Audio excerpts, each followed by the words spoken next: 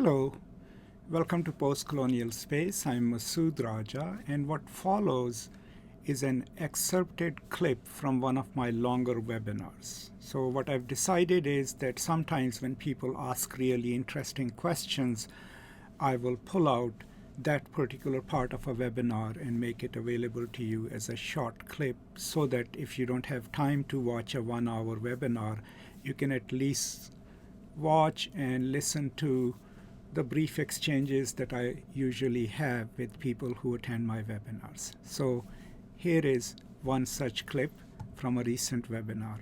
I hope you enjoy it. It's kind of odd when I tell people that part of my specialization is globalization and within that neoliberalism. So the way it happened was that, in the United States, in order to get our PhD, we all have to take comprehensive exams.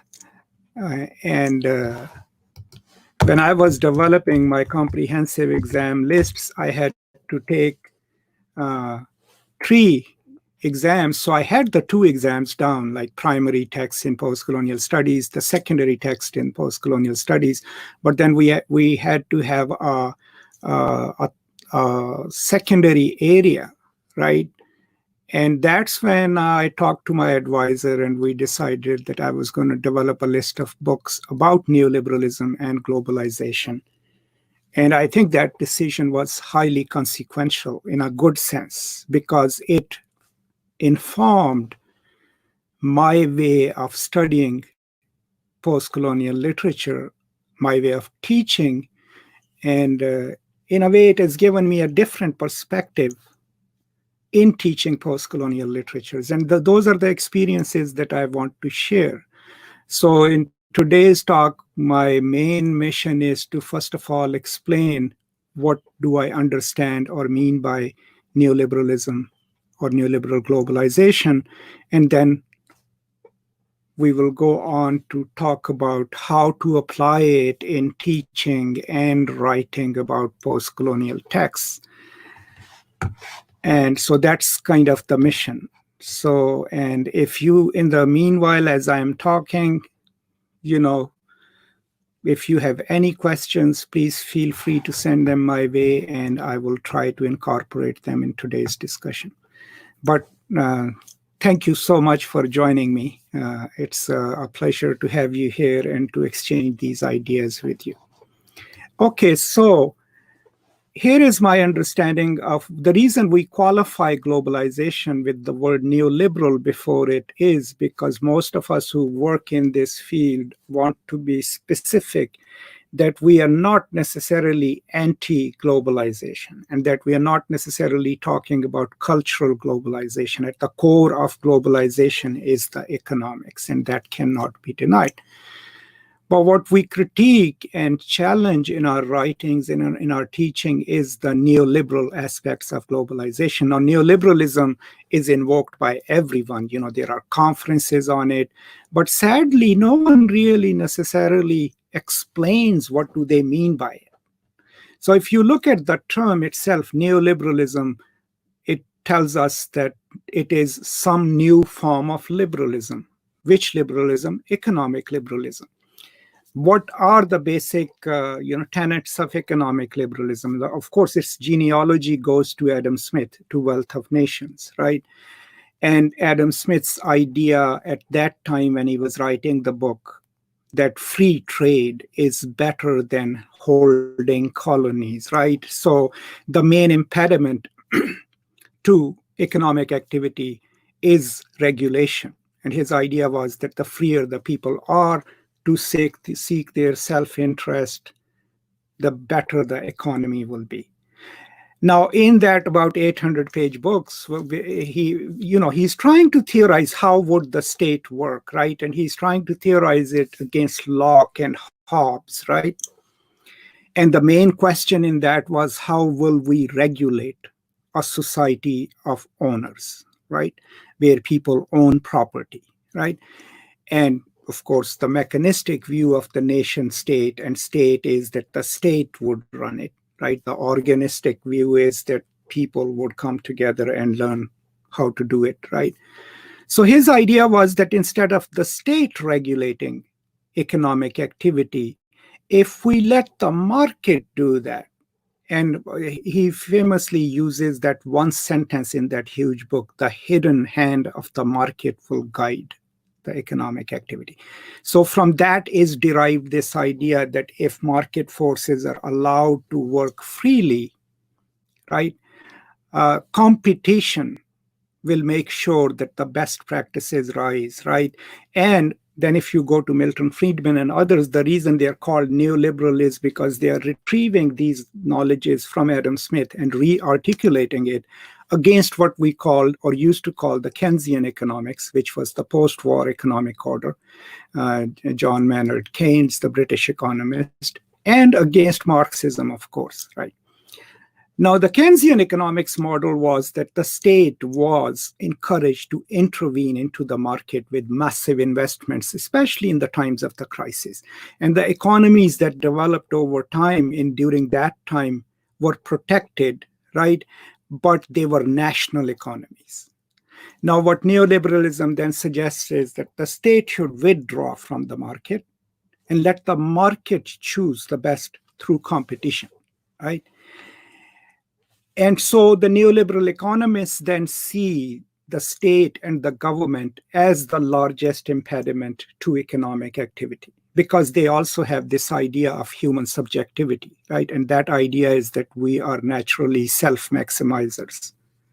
We try to reach our maximum potential. Regulation comes and stops it. If we remove the regulation, competition will enable all of us to seek our best potential. And if we create a society of self-interest seekers who are seeking their best, everything will rise up and there'll be a trickle-down effect of wealth. That is neoliberal economy, building on Adam Smith. Now, why do we criticize it, right? I will answer your question in a minute. Okay, so let me build up to this. So the reason we criticize neoliberalism is for different reasons. First of all, that we know, and I have written about it too, you can read some of my books about it. We know that in the marketplace of ideas, first of all, the competition is not even.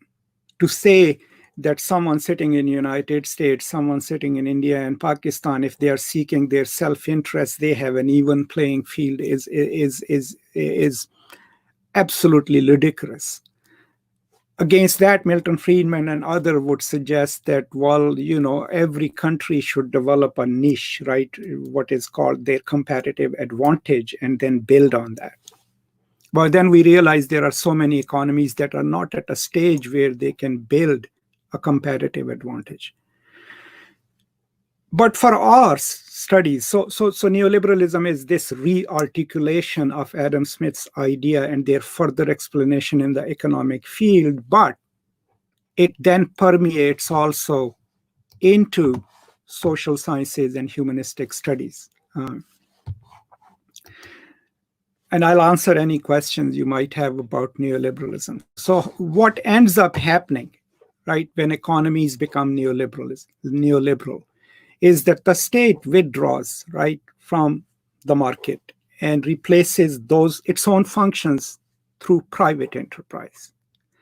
Now, if you are an economy at a certain stage of development where labor rights have already been protected, where there is an insurance system, maybe the workers would do okay. But if you are an economy in transition, when the government withdraws from the market, right, what ends up happening is that the job or the work environment that is created, it becomes increasingly precarious, right?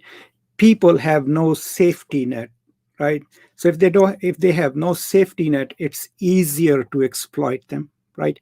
Easier to pay them less. On the other hand, since the state can no longer articulate its own existence or rationalize its own existence through good works because it is already withdrawn, the state increasingly becomes a security state.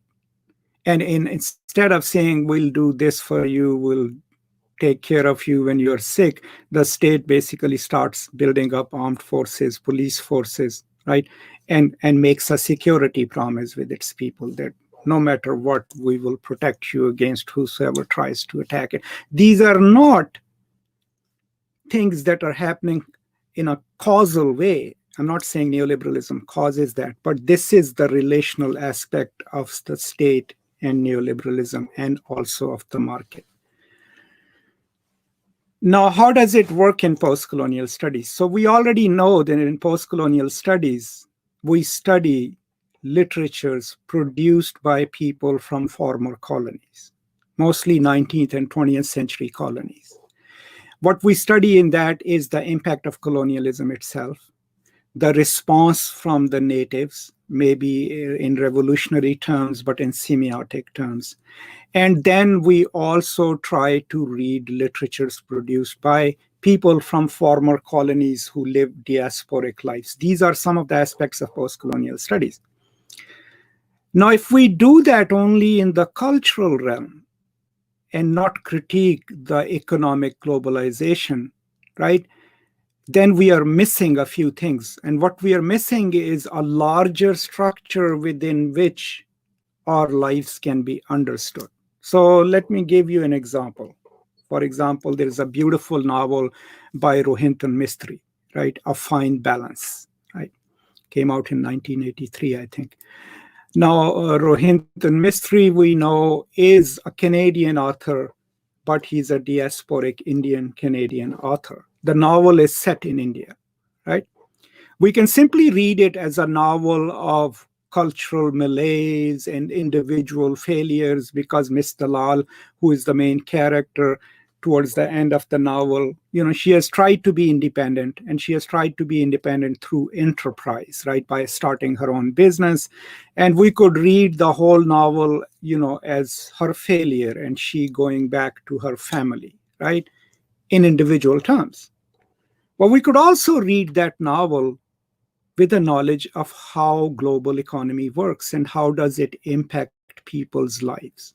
So first of all, she lives in an economy where to be free has a certain kind of economism. To be free, she can't just say, I am going to go access the state-sponsored system for women and seek some help, go to some. No, she has to start a business. That already is she thinking in market terms, right?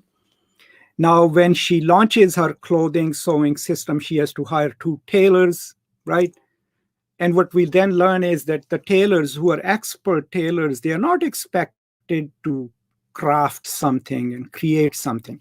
They are just supposed to constantly sew together the pieces that are sent to Miss Dalal through the middleman, right? So the labor is no longer specialized, right? It's patchwork, piecework, or what you now call the gig economy.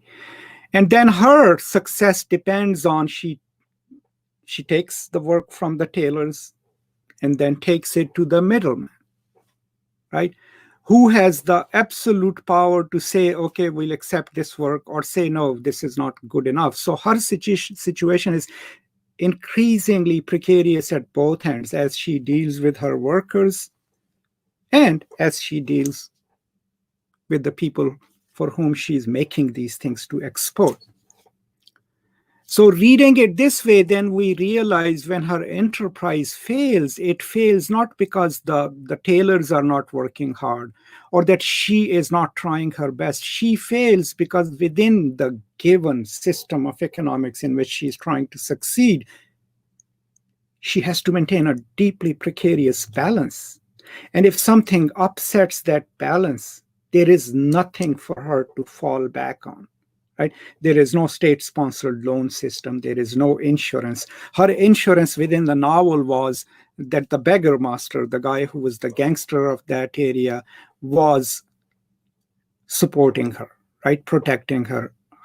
When he dies, she loses that support, right? Even the support that she had was privatized, right? In all of this, then we can understand if we have a little bit of knowledge of how global economy works, how neoliberalism works. So then what we could have construed as an individual failure on the part of one character, right, becomes a structural failure of the system in which we exist, right? And if we can read that in a novel, then of course our students and us, we can go and rethink how does this global economy work, right? And that is an interesting thing to keep in mind. Thank you so much for watching or listening to this brief clip. If you are interested in the longer version, the link will be in the description and you can watch the whole webinar. Thank you so much for your support. And as always, if you have any questions, any concerns, you can always post them in the comments and I'll be happy to respond to them. If you have a moment and if you haven't subscribed to the channel yet, please do so now so that you get timely notifications of whatever is happening on this channel. Thank you for your support. Stay safe, and as always, from me to you, peace and love.